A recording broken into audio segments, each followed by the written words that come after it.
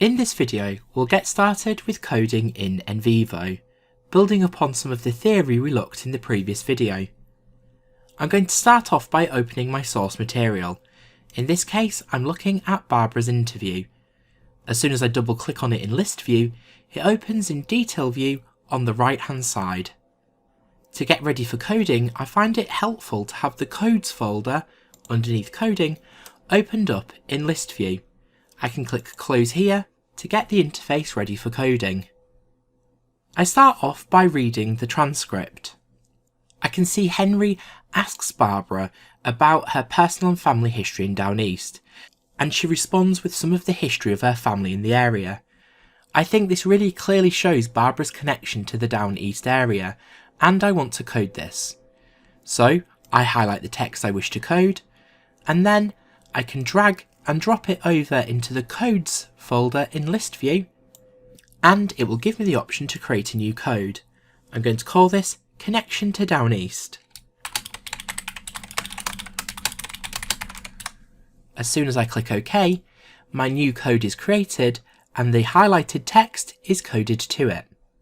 Moving further on, I can see Barbara elaborates further on her connection to Down East.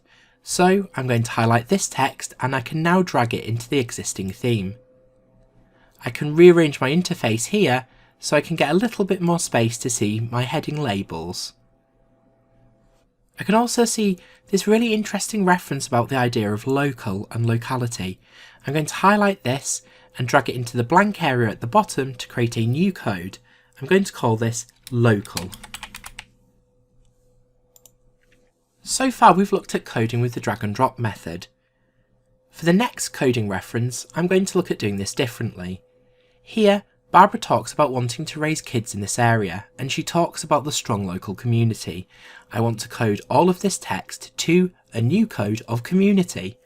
Instead of dragging and dropping, this time I'm going to right click and choose Code Selection. It opens this new coding window, and I'm going to choose a new top level code and name this Community. I'm then going to click Code Selection to New Code, and Community appears here and this text is coded to it. You'll notice so far it's difficult to see our coding process, so to help us with this we can turn on the coding stripes. Click on the coding stripe button and then choose all. And as we can see here on the right hand side, any coding we have is now shown with coding stripes. If I want to look at a detailed reference, I just need to click on the stripe and it will highlight the relevant text. I can get rid of the highlighting by clicking on the highlighting button and choosing none. I'm now going to continue coding this file at speed.